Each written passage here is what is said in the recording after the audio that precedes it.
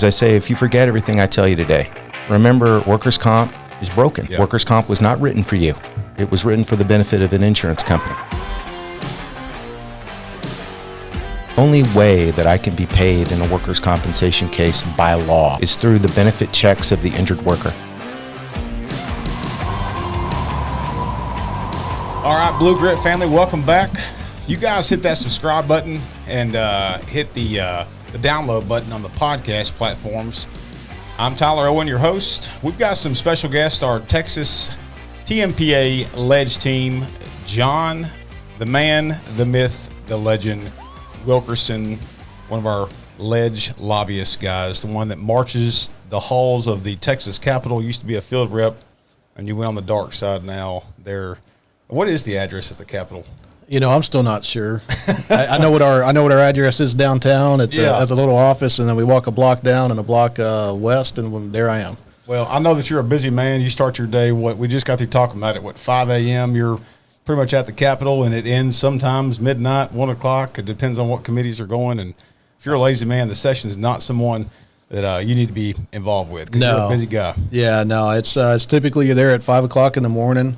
Because you gotta take that time and go through emails and go through legislative drafts that are sent over to you, and then and then be ready to go in there in the doors when they open up at 8 and meet with the offices and staff and get things going. Yep. So for the viewer, listener, watcher, for you guys that don't know, our Ledge team is consisted of John Wilkerson, Dallas Reed, Mitch Landry, and John Siriga. The main two that are at the Capitol every single day, every night is John Wilkerson and Dallas, and then Mitch when he can. We all know, and those that know Mitch, you can't break him away from the Capitol. He loves being down there, but that's essentially our four amigos that are down there at the Capitol day in, day out that are fighting for bills. But John is very much instrumental in the Ledge team. So. Anyway, we got some important stuff to talk about today. Yeah, so, we did a podcast before where we talked about some of our legislative priorities. Yes, sir. One of those priorities is the workers' compensation reform that we're looking at doing. And, and that's just one piece. Like you said, there's many of us on the team, and we're all working on different things. Dallas is down there right now working on some important stuff that he's working on some of the other Ledge priorities. Yep. But part of that process is the workers' comp system is just highly complicated. I mean, you want to talk about a cure for insomnia, start trying to read, workers' comp laws. I mean, it'll put you to bed pretty quick. And so part of that is we went out and we found a subject matter expert, which is a gentleman sitting here on my right, Mr. Aaron Allison, who's a workers' comp attorney out of here in Austin, Texas. Welcome, Aaron. I appreciate you being here, man. I'm happy to be here. Yeah. Yeah, so we went to Aaron and I said, look, this nobody understands this thing, but we know it's broken because we've got all these members calling in saying we're tired of fighting with the workers' comp insurance carriers. So I went to Aaron and I said, hey, let's not try to change the entire system in one legislative session, but let's pick me a handful of things, just 4 or 5 things that you feel would make the most impactful difference. Yeah. And let's start with that. Let's focus on that. And so that's what led to the information found in House Bill 790, which has been filed by Representative Patterson. It was heard last week in the Business and Industry Committee on the House side.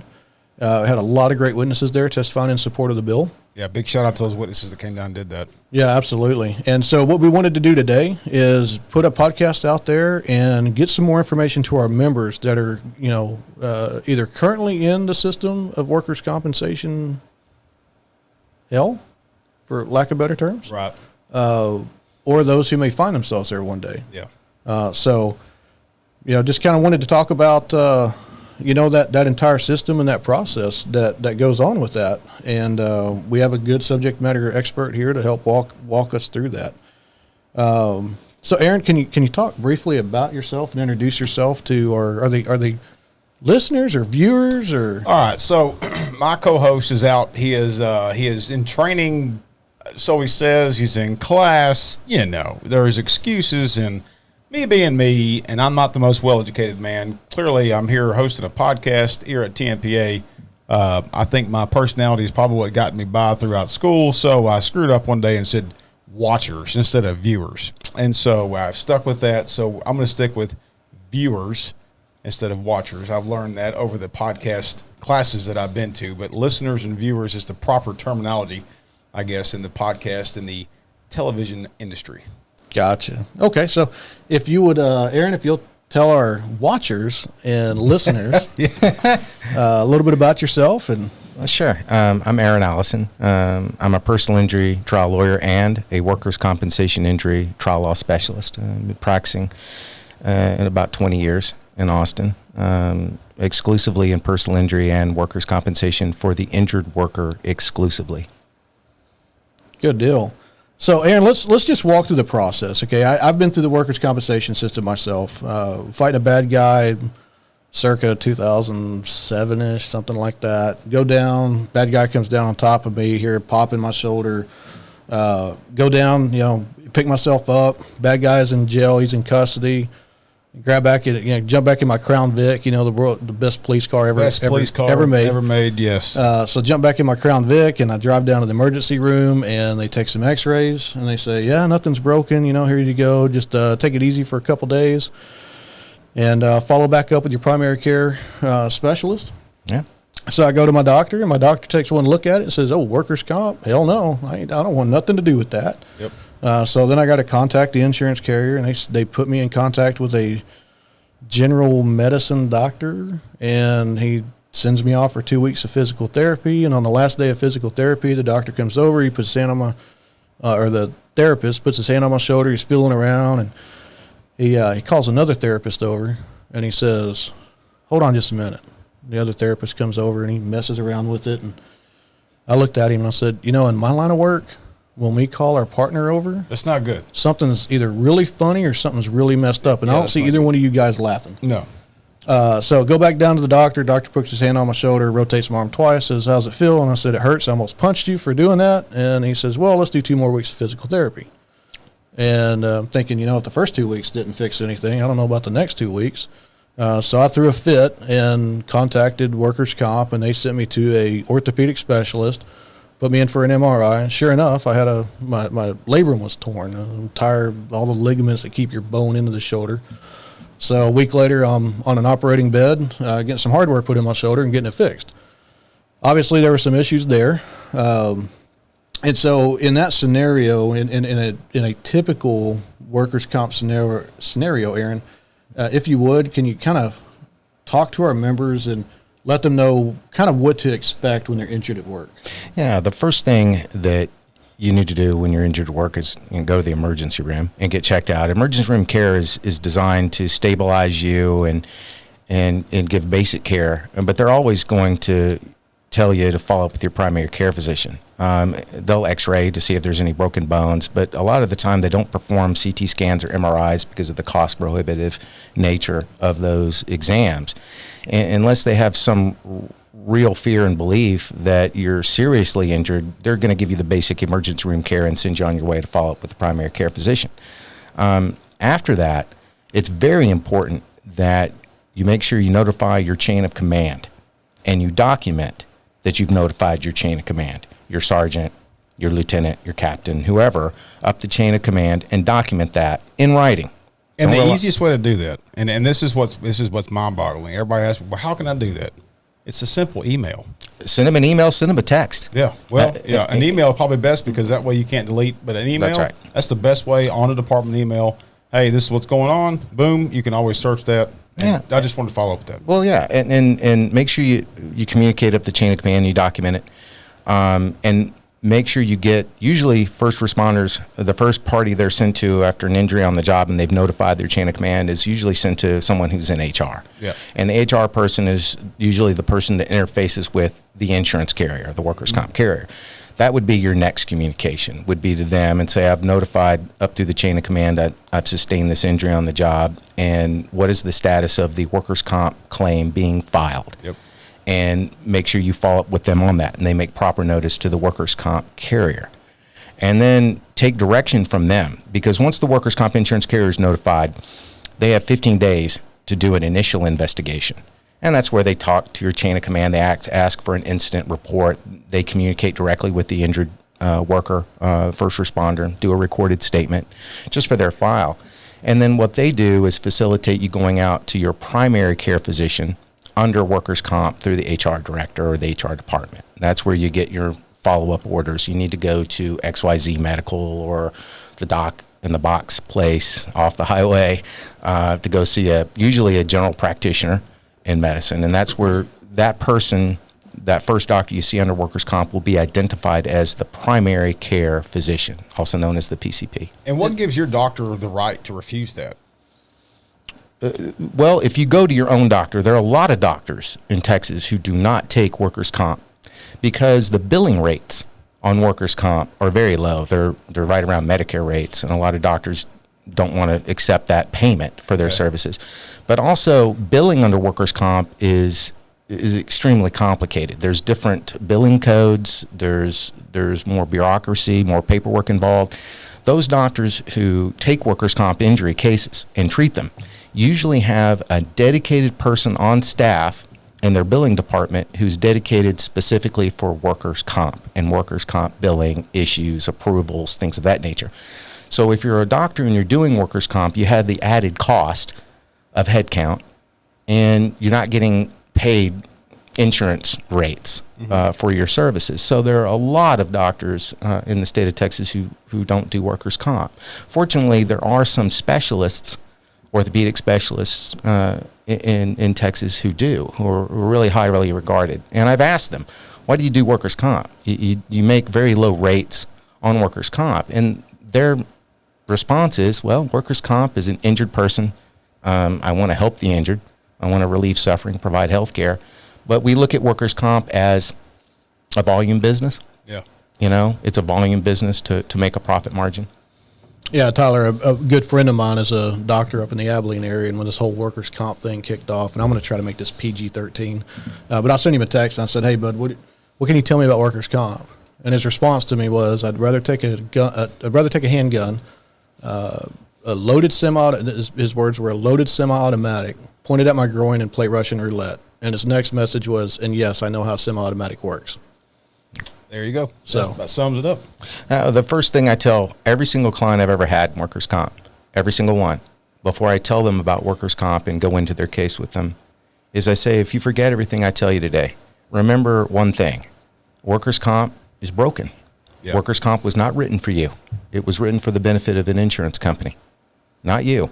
And so I'm going to tell you a lot of things that are technical and bureaucratic, and it's like drinking from a fire hose, and you're not going to remember half of it. But just remember one thing. This was not written for you. This is not for your benefit. Yeah. So, and that's really a great segue to lead into, we talked about, all right, our members hurt at work, here's what they need to do, and here's what should happen. Now let's talk about a lot of times what actually happens. And, taking these legal calls and talking to a lot of our members that were injured and fighting the system, it's almost like a broken record. It's gotten to the point now where most of the time when somebody calls in and, one of the field reps is like, hey, maybe our government affairs team can help you out. And I get on the phone with them. It's the same broken song, and just seems to be on repeat. And typically what happens is they'll go down, they'll see that doctor will say, okay, it's a strain sprain. And that's what the workers' comp insurance carrier accepts as the injury. Say that in the back so the people in the back can hear. You said a strain. A strain sprain. Okay. That's a medical terminology but we don't know what the hell's going on. I mean, It's a medical terminology for a baby injury that doesn't cost an insurance company very much money. All right. I'm trying to figure out what. Okay, go ahead. Proceed.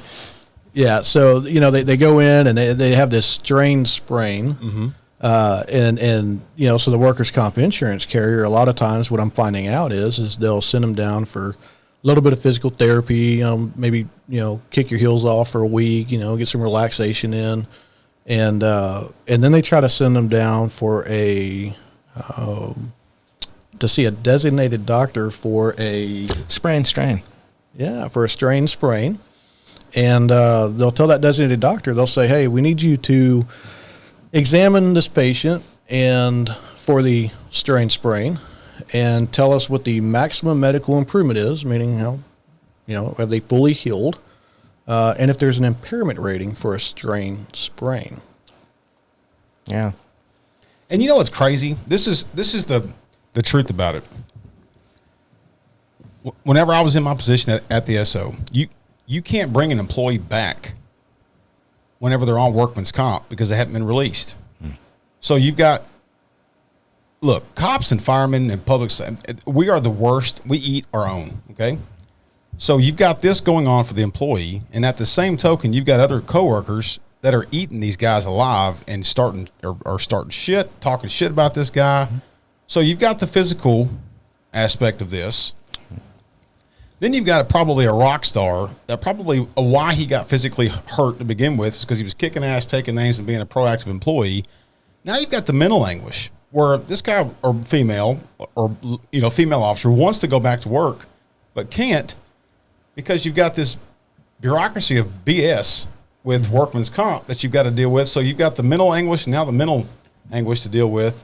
It's just a broken system. The police officers that I represent and have represented over the years, they call it getting it both ways. Yeah. I'm getting it from the insurance company. I'm confused. They're denying, they're disputing. I'm not getting the medical treatment I need. I'm not getting healthy so I can go back to work, and I'm taking all kinds of static from the department and from my coworkers at the department that, you need to get over here and help us carry it. Yeah, the admin thinks they're full of shit to begin with. Well, yeah. Yeah, but they're taking it, from fellow officers. It's like, why aren't you back yet? It's been 2 months. It's been a month and a half. Why aren't you back yet? Well, and then on top of the reality is that we're shorthanded. So then the guys that are at work are having to work double time, and so they're getting pissed. It's just a bad deal. And yeah, it is. I mean, the one of the broken components of workers' comp, one of the downsides of workers' comp is injured first responders are not getting back to work sooner. And some of the changes that are trying to be made at the legislature and the law facilitates that. Yeah. It fixes some of the broken components in the machinery to where we can get these officers back to work and back serving the public sooner. And I think the most difficult workers' comp situation that we are going to have to deal with as a profession is the PTSD aspect because we physically can't see it. Right. And I think I just wanted to touch on that real quick is that we can't physically see that. And so we see these people that don't have a limp, that can physically walk, can physically touch things, but we can't physically see a PTSD, a mental illness at that point or a mental situation going on. And so it's just the PTSD, I can tell you, there's an old saying in workers' comp. If you can't see it on an x-ray or you can't see it from an MRI, if you can't see the scar, did it happen? And mental injuries, and I make up a large proportion of first responder comp claims. Yeah. I talk to police officers every week that are suffering. Yeah. And the system is suspicious of that. It's gotten better over the years, but the suspicion is that if you didn't fall off a ladder and break your arm, if the fact pattern of your injury is not that simplistic, if it's a mental injury or trauma, it's harder. It's harder for us to see it. And then you add to that, because of the bureaucracy and the game playing of these workers' comp insurance carriers. I was on the phone with a guy for 2 hours the other day who was going through, the mental part of it. His claim was approved by the workers' comp insurance carrier. And Aaron, you may know more about this, but apparently this guy was an officer for Austin Police Department. And I think he'd been through, I forget how many wrecks he told me on his police motorcycle. Witnessed his friend get killed in the motorcycle in front of him in a crash. He gets approved for the PTSD, but there's no mental health professionals in the city of Austin that are willing to see him because they don't want to mess with the city of Austin's workers' comp. I get that all the time. Officers call me all the time, and they're like, well, even if their PTSD is accepted by the carriers, which a lot of the time it isn't, the insurance carriers don't want to be on the hook for the medical. Now, when they were creating the law in 1991, the legislators needed to put something in the law which would be shown to be in the injured worker's favor. So they put lifetime medical in the law for the accepted condition. what the insurance company accepts the condition to be. Okay. And PTSD, when you're talking about mental trauma injuries, you're talking possibly years. Therapy, psychological treatment, medications for anxiety and depression. That's a big expense. And the insurance companies don't want to pay it. The only part of workers' comp law that the insurance carriers hate is the lifetime medical aspect of it. And so even when an insurance carrier accepts the PTSD diagnosis, which is rare, I get calls from officers that say, who do I go to under workers' comp for my PTSD treatment? I can't get in with a psychiatrist. I've called all these psychiatrists. I've called these counselors, like, I don't do workers' comp. I don't take workers' comp. What should I do? And it's difficult. It's hard for me to tell them, keep calling, or I try to find someone that takes workers' comp, communicate that to them. But there's a lot of trust involved in who's treating you for a mental injury. I had a police officer call me last week. I've been a police officer for 32 years at a high level, and told me that he was having a problem. He'd seen traumatic events and the cumulative effect of traumatic events over the years, and then there was an event that was particularly horrific, and he had a break and really was suffering. And he said, I have really good healthcare insurance through my wife's employment, and I went out and saw the psychiatrists who take, healthcare insurance rates, and I trust them, and they've been treating me for a little while, and I'm recovering, and I'm not suffering as much. If I went into the workers' comp, what would my expectation be? And I said, well, first, if they're going to accept it, the insurance carrier, and they're not going to make me take it up in front of a judge and fight it for you, if they're going to accept it, I said, you're going to have a hard time finding mental health professionals in the workers' comp system who accept that payment. And it may not be mental health professionals that you have a rapport with, or that you trust, which is critical to your recovery. And I actually told him, I said, well, and he'd already retired. He went ahead and took his retirement. And I said, you know what? You're better off where you're at. You're better off where you're at. Forget workers' comp. And I actually told him, get away from workers' comp. Just keep going the way you're going, because it's the path of least resistance. Yeah. And he was in a financial situation where he could afford that. And so that was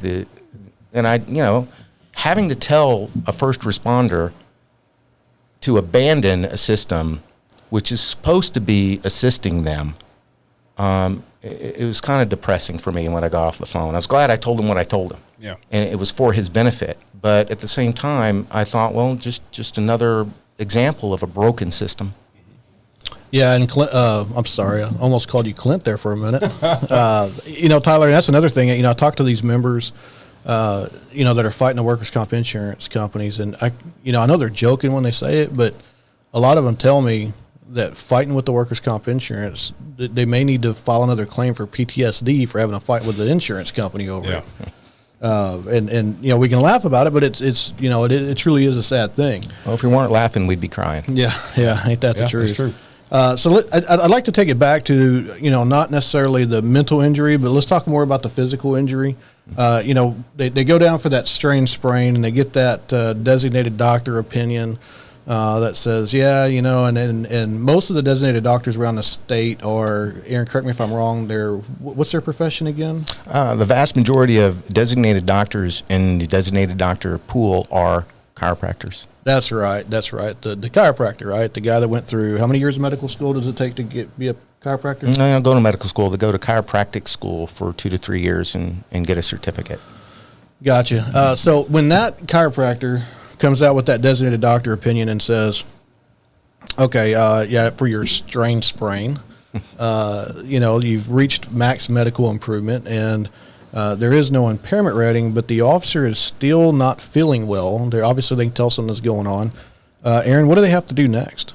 Well, what the carriers do, why they love spray and strain, is when they send you to a designated doctor and ask the designated doctor, is this person as good as they're going to get? Maximum medical improvements, what that means. You mean chiropractor? Well, yeah. Well, designated doctor, registered by the Division of Workers' Comp, but more likely than not, it's going to be a chiropractor. Okay. And is he at max medical improvement as good as he's going to get? And if he is, what's his impairment rating under the American Medical Association Guidebook to Injury, 4th edition, which Texas follows by statute? Well, a designated doctor, chiropractor, can only rate what the insurance carrier has told them they accepted. So I send injured officer off to a designated doctor, and on the request forms that I send to the designated doctor and to the division, I put in there, carrier has accepted sprain strain only. Now, designated doctor, is he at maximum medical improvement for a sprain strain injury, the baby injury, a pulled muscle? And the designated doctor is like, well, if that's the only injury you accepted, yeah, he would be. And what would be his impairment rating? Well, under the AMA Guides 4th edition, a sprain strain rates a 0% impairment rating. There you go. Yeah. And the carrier at that point, once an injured worker is placed at max medical improvement with a 0% impairment rating, no more money benefits are forthcoming. 0. And the medical benefit is what the carrier accepted, which is a sprain strain injury. How much medical do you need for a sprain strain? Physical therapy, some massage therapy for a few weeks, and you're good to go? Yeah. That's not the case most of the time. Most of the time, the injured officer has a torn labrum or a torn rotator cuff. Okay? And physical therapy isn't going to get it done. They need to see a surgeon. Right. And so what's that process when they get that, when they get sent down to that designated doctor and they're saying, okay, it's a strain sprain, you're at max medical improvement, and now here's your impairment rating is 0, but they know, they can feel it, they're still messed up. What do they have to do next to get that process going, to get the workers' comp insurance carrier to get them the treatment that they actually need? Well, I mean, find a lawyer to represent you in the workers' comp system would be the first thing I would tell you. You mean a paralegal or a lawyer? A lawyer. Okay, so the same rules apply. Don't go to lawyers as they do for the chiropractors, for the doctors. I'm just asking. Go to a guy who's got a doctorate of jurisprudence for 3 years of being in law school and is licensed by the Texas Supreme Court. That guy. Okay. Yeah, that guy. All right, go to that guy. And what I would do in that situation is the first thing I would do is I would notify the division that I'm the injured worker's attorney. And then I would get the information for the adjuster assigned to the file, and I make one phone call, and ask them, what are you accepting here? We're only accepting a sprain strain. Well, that doesn't appear to be what the injury is. Has he had an MRI? Has the primary care physician sent him out for an MRI? The guy's been in physical therapy and been out of work for 2.5 months for a shoulder injury, and you're calling it a sprain strain, and it ain't. It has to be something else. Let's go through the diagnostics and find out what's wrong with this person. And I ask them, when we do get an MRI back that does show the tear in the shoulder, the tear in the knee, the disc pathology injury in the back or the neck, I call the insurance carrier and say, yes or no. Are you accepting it? Or are you going to deny it? Well, we're not denying it. Well, then are you accepting it? Well, I don't know, maybe. No, I'll tell you what, you either accept it in writing today, so it's accepted forever and you have to pay medical for that condition forever, or let's set a hearing and let's take it through the dispute resolution process and get it in front of a judge. You force the issue on the carrier. Because the way the law exists right now, an insurance carrier never has to be held to what the injury is. They can deny on what the injury is in perpetuity. I've had officers that went and had shoulder, knee, back surgeries under workers' comp. They paid for it. And then after the surgery was performed, they come back and say, that torn labrum in your shoulder, the torn meniscus in your knee, the disc injury in your back or neck, it didn't come from work. Now, Tyler, did I hear him right? The medical insurance company paid for the surgery, but then came back and said, that's not covered?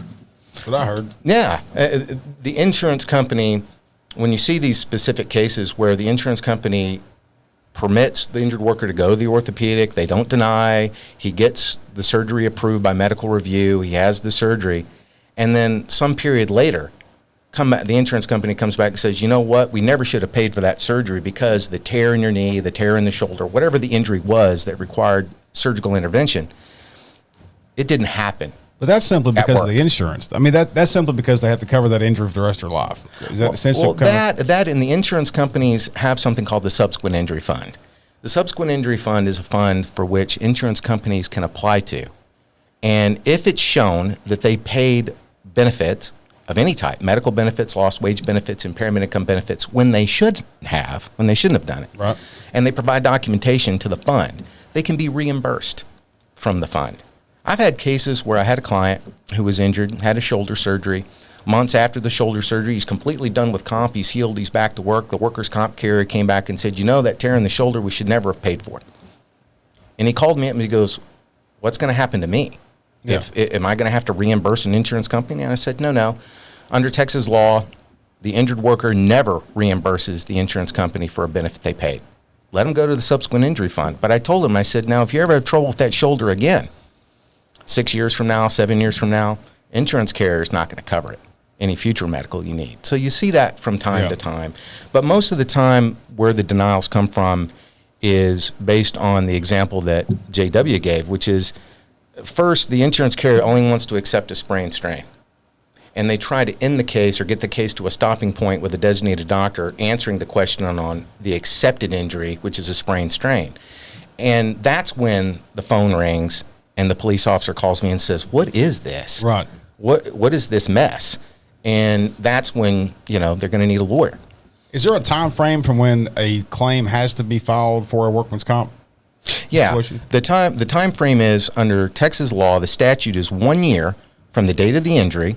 You have to file notification to the Division of Workers' Comp that you were injured on the job. Now, there's exceptions under the law for what we call the 1 year rule.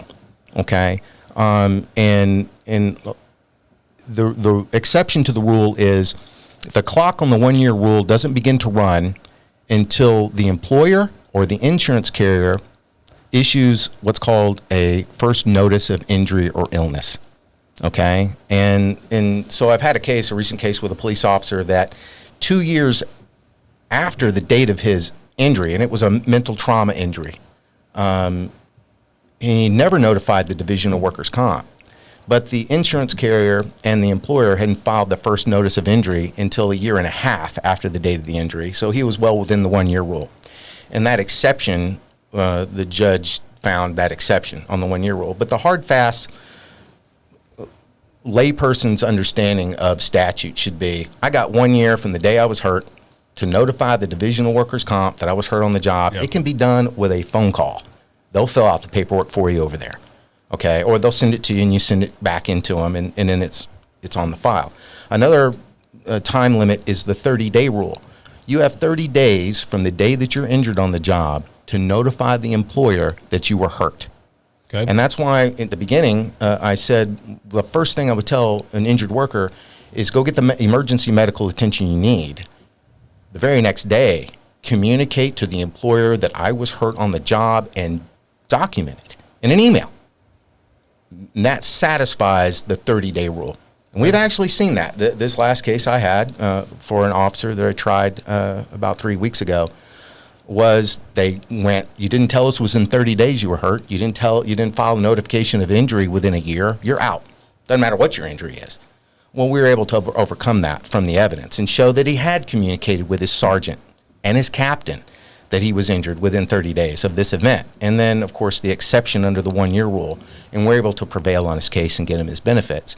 But it doesn't always go that way. Well, and I think the rank and file, for the most part, 99% of departments in Texas, they notify the sergeant verbally, and then the sergeant completes the supervisory report, and it kind of goes from there. But that paperwork's generally never even given to the employees. They're just banking on the supervisor to completing the proper paperwork. And if it doesn't get filled out, then the law is specific in who you have to communicate you're injured to. Anyone that's in a supervisory role above you, your sergeant, your lieutenant, your captain, FTO, commissioner, anybody. Yeah. Anybody. And make it easier for the judge to find for you and do it in an email. Document it. Yeah. Judges prefer to have a document in front of them that shows them what you did and when you did it, right, as opposed to sworn testimony. Yeah. Yeah, and a lot of HR departments in cities and counties, they're just as confused on the entire workers' comp mess as a lot of the, injured officers are. And so can't stress it enough, get that email out, get it out to them as quickly as possible. So we talked a lot about the injuries and that kind of mess. Aaron, in your experience, once an injured officer is injured and they get sent down and now you have this strain sprain evaluated, mm-hmm, and they say, okay, yeah, you're ready to go back to work. But obviously the officer can tell that there's something wrong And then now you start your process of, okay, notifying the insurance company. There's more to it. We need to get an MRI. We need to get CT, whatever the case may be. Then then the injured employee does that, and now workers' comp is saying, "Yep, we're denying." How long does it take, for you to get through that process? The first step is that benefit review conference. Sure. Filing from the moment that I file for the benefit review conference hearing, which is the initial hearing in a workers' comp case, to the moment that I get a decision in order from a judge, on average, in your standard workers' comp case, 5 months. Could be longer. Damn. Could be longer. But on average, it's 5 months. That's how long the process takes. That's how backed up the dockets are. That's how long it takes to get a decision order from the judge. But the process is, when there's a dispute in a workers' comp case, the first thing you do is set it for a benefit review conference. And the first benefit review conference is everyone shows up by Zoom. I'm there, my client's there, the insurance lawyer's there, the representative from the employer's there, and a benefit review officer who works for the state, they call them bros, is there. And bro. And the first thing you do is you lay out the case. Here's the facts of the case. Here's what's happened in the case. The insurance carrier isn't paying or providing this benefit, which they're required to do, and we want them to. Right. And everybody gets on the same sheet of music. A lot of the times you'll come back for what's called the second BRC. After the first BRC and everybody's educated and knows the facts and we're all singing off the same sheet of music, then it's go get your evidence that you may need. Go marshal up a case. Come back for the second BRC 6-7 weeks later. And you say, okay, we know this now. We've discovered this now. Here's the facts. Here's some evidence in the case that would show that you owe this benefit. Are you going to do it? 98% of the time, the insurance carrier lawyer will fold their arms and say, we ain't going to do it. Go make a judge tell us to do it, and then we'll do it. Go prove your case. You have the burden of proof. I don't have to prove anything under the law. You're the one alleging an injury, or you're alleging you're entitled to this benefit. Go get a judge to tell you that you're entitled to it and force us to do it. So the benefit review conference process was designed as a way to mediate cases, to try to reach a compromise on cases so they don't have to go in front of the judge. But I would say 9 out of 10 times, it's going to the judge. And I tell that to a client the first day I take their case, and I know what the dispute is going to be. It's like, your expectation should be that more likely than not, we're going to wind up in front of a judge on this case. I know I've had a lot of our members that will tell me, hey, I've got this benefit review conference that I got to go for. And a lot of them believe that benefit review conference is going to have some resolution to it. And more times than I can count, with the little bit of experience that I have, and your experience far outweighs and far trumps mine. But what I'm finding is they'll go to this benefit review conference and they'll come back and they'll tell me, yeah, that was a complete waste of my time. The benefit review conference. The benefit review conference, from a lawyer's perspective, satisfies a couple of requirements. One, you know exactly where they're coming from, what their position is, and what they're arguing supports that position. Right. And they know where you're coming from and what you think supports your position. So everybody gets the issue written down by the bro, which is in the language that's going to go in front of the judge on the day of trial. Okay, she's going to know what the specific issues or questions are on the case because of what the bro put into the notes for the judge. That's one. Another way is to see, what evidence do you have that would defeat my case? And they want to look at you and say, what evidence do you have that would defeat my case? And how do I counter that? And how do I go get evidence that counters your evidence and everything else? So it's kind of, it's finding out what everybody knows, and then strategically, how are we going to fight each other? How are we going to argue this in front of the judge? But 9 out of 10 times, the benefit review conference does not result in a settlement or a mediation or a resolution to the case. 9 out of 10 times, you're going to go talk to a judge. So one of the things that we started recommending to our members here, and Aaron, I don't want to put you in any kind of bad spot. So if you have a personal feeling on this, just be mindful. Something around the neighborhood of potentially 35,000 members could be watching this video. So, okay. We started telling our members when they're calling in, they're fighting with the insurance carrier. We're saying, hey, reach out to the Division of Workers' Comp and TDI and get an ombudsman. They have some there that are specific to public safety. And so I guess a good question for you is at what point do you think it would be good for one of our members to just sit back and go, you know what, I don't need a lawyer. And the reason I ask this is because it's one of our witnesses that testified last Monday on House Bill 790, which is our workers' comp bill. The witness testified that he called in to the ombudsman, and the ombudsman spent a lot of time telling that injured employee, basically trying to persuade him not to get an attorney involved because it would slow down the process. Now, mind you, his process took 25 months from the date of their injury to the day that he could go back to work. And he had, just got notification by his boss saying, if you cannot come back to work by this day, we're going to send you down for a fit for duty and you're going to be terminated. So 25 months, workers' comp ombudsman told him, you really don't want to get an attorney involved. It's going to slow down the process. Well, I would say this about ombudsman. First, I'd say is they're really hardworking folks who work for the state of Texas and do the very best job they can do. Then in the same breath, I'd say they're not attorneys. They're not experts in the law. They can't give legal advice. They're not. If you have a broken arm, you go to a doctor. Okay, you don't go. Correction, unless you're workers' comp, then you go to a chiropractor. Then you go to a chiropractor, right? Yeah, a subpar. So the ombudsman, the idea behind the ombudsman was, here's the history of it. In 1991, when they changed workers' compensation law, they wanted the lawyers out of it.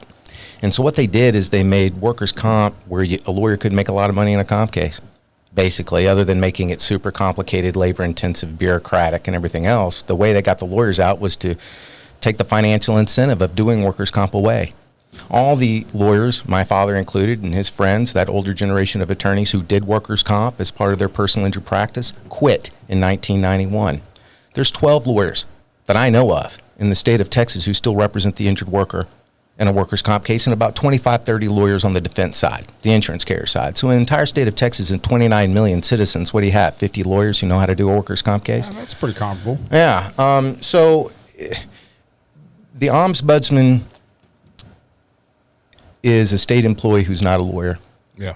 And he's trying to work with very complex issues in a complex area of the law. He has a ton of case files on him, and he gets paid the same whether he wins, loses, or draws the case. And that's a harsh statement, but it's a true statement. Yeah. Okay? If you're injured on the job and you have a workers' comp dispute, you need to find a lawyer who does workers' comp as part of his practice to represent you. It gives you the best percentage of chance of success in recovery on your case. When you've got a broken arm, go to the doctor. When you have an injury to your eye, go to an eye doctor. When you have, a sinus infection, go to an ear, nose, and throat specialist. Okay, that's what you do. You go to a specialist. And I know we're hard to find. I have clients call me all the time and say, I've been looking for a lawyer for a month. I've called 17 different law firms, and they all tell me, workers' comp, I don't do workers' comp, get out of here. And I just found you. Are you the right guy? Can you help me? Yeah. And if I had a nickel for every time that I've heard that over the telephone, well, I'd be a couple of years closer to retirement. And so just kind of, I want to start kind of wrapping up here, but one big question that I've gotten from a lot of our members, Tyler, and I imagine you've probably gotten this question too, is hey, if I'm going through this workers' comp claim, then I know Tmpa is, they provide legal for us, and one thing I will say right here, I'll interject, is if our members are facing losing their job, then they need to call in so that way we can get them assigned an attorney. Yes. Because that's going to be detrimental to your employment. That's an administrative action. So we're absolutely going to cover that. But the big question I get is how come, y'all gave me this really great attorney, the Bob Gorski's, the Greg Cagles, the different attorneys all around the state. You're giving us these great attorneys. How come they can't represent me on the workers' comp case? And so one of the things that we looked into was, that's a great question. Why can't we? And then we asked our friend Aaron here of whether or not we could, if there's a way that we can put it into the legal plan for Tmpa to help pay, for some of that. And Aaron, why don't you tell our listeners what you informed us on? Sure. The only way that I can be paid in a workers' compensation case by law is through the benefit checks of the injured worker, up to 25% of each check to pay off my approved attorney's fee time from the Division of Workers' Comp. Here's how it goes. every weekend, and I work every weekend, I sit down with every workers' comp case I have, and I look at every single one. And if I worked on it that week, I put the time that I worked on it on a sheet of paper, and on Monday morning, one of my paralegals connects into the Division of Workers' Comp and puts in my time and codes it for the division. And there's a person over at the Division Workers' Comp who reviews my attorney's fee time on each one of those cases. And as long as it meets attorney fee guidelines, they'll approve it. And the next week, a letter comes back. It's an approval letter for that client for that period of time that I billed. And I send that to the insurance carrier. And if and only if the injured worker is getting lost wage benefits or impairment income benefits, I'm paid up to 25% of each one of their checks to pay off my approved time. The average I bill on a workers' comp case, the average I bill, sometimes less, sometimes a little bit more because it depends on what I got to do, is around $3,500. That's what I bill, but not what I get paid. A lot of the times I have to win the case to get paid. There's no money benefits forthcoming because of the denial. Aaron, go up and win your case, and if the injured worker gets his money benefits, then you get paid. But in those cases, if I lose the case, I don't get paid. Wow. And that's why they did that in 1991. They wanted the lawyers out of it. They wanted it, the insurance companies wanted the lawyers out of it. Everything's easier when you don't have a lawyer fighting for somebody. That was the reasoning of the carriers. They thought that was going to fix the problem. I guess. I can tell you, nobody was happier than the insurance industry in 1991 when they changed the law. In the 1980s, they ran up to the legislator screaming, we're going broke on their current workers' comp system, and there's a crisis, and we're just not going to write any more policies of workers' comp in the state of Texas. Yeah. Sound familiar? And then when the law came out in 1991, they stood over the legislators, and they stood over the lawmakers who wrote it. And they had an enormous influence in the writing of the original statute in 1991, well, to their benefit.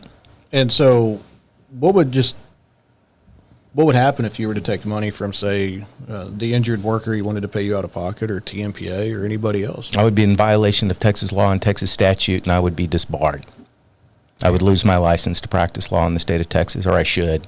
If someone reported me to the State Bar of Texas and they investigated and found out that I'd been paid in that fashion, contrary to Texas statute, I'd be in danger of losing my livelihood. Damn. Yeah. So that's why, when we get those calls and they say, why can't Tmpa help us out on this? That's why. Yeah. So. Well, this it's a pretty interesting episode. Thank you for coming on and explaining everything, dude. It's pretty in depth and pretty complex. And just to be upfront and blunt, it's a convoluted bullshit wrapped up spider web. If you just want to be honest about it.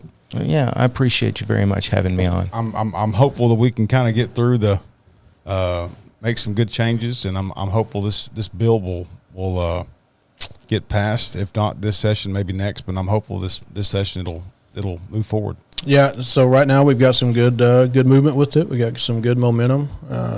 Now, granted, there's been some pretty big players that have come out this past week on it. We're going to try to get some things worked out on that end. But, thing about the legislature is things can change 5 minutes from now. So yeah, we're going to keep plugging away at it and try to keep making the system better for our members. Yeah, absolutely. Well, guys, we're fixing to wrap this up. We're going to end this with 3 rapid fire questions. Are you ready? Ready. All right. Favorite cop movie or line from a cop movie? Favorite cop car, and favorite adult beverage. Okay. I would ask JW, but he's already answered. Yeah, I've already answered. Favorite adult beverage, Jack Daniels on the rocks. Okay. It's my house whiskey. Let's see. Favorite cop. Favorite cop car. Favorite cop car? Oh, the Crown Vic. I've ridden around in a bunch of those. Say that They're again. great. The Crown Victoria. There you go. Crown Victoria. Clint McNear. Hate to say that forever. And let's just specify it was always the front seat of the Crown Vic. Right? Yeah. Okay. Right. And favorite cop movie or line from a cop movie? Favorite cop movie. Good grief. I blanked. I can't think of my favorite cop movie. And I have so many because I love cops. The reason a lot of guys become lawyers is because they couldn't become cops. Couldn't pass a physical. Yeah. My favorite cop movie. Gosh, guys, feed me some. Help me out here. Give me a list. The other guys is probably the best. Let Me Fly, Peacock. It's a pretty good one. Yeah. That's got to be up there in the top 3. Okay. That's got to be up there in the top 3. I'll just slide on that one. What about you, J-Dub? The other guys is a pretty good one, but Cop Out. It's pretty good. Yeah, Bruce Willis. Trying to think of the other fellow's name, but that's a pretty good movie. Yep. Well, again, man, I can't thank you enough for coming down and talking about these talking points. I appreciate what you do, not just for our members, but for all of law enforcement and for all of public safety. So it's my honor. It's my honor. Greatly appreciate it. J-Dub, we appreciate you marching the halls of the Capitol. You put up the good fight, and man, you only got 3 more months. Maybe you can take a break unless they extend it. Yeah, May 29th is last day, so we're hoping there, and just keep in mind it's not just me, and we've got a team down there. Dallas Reed and Mitch. We're all down there plugging away. So yeah, well, we appreciate it, brother, and keep up the good fight. This about wraps it up, guys. You guys stay safe. Hit that subscribe button. Download these episodes, please. Download the episodes. Again, it kind of measures our success on the analytics side of these podcasts, and subscribe to the YouTube channel. I'm Tyler Owen, your host. God bless you guys, and as always, may God bless Texas.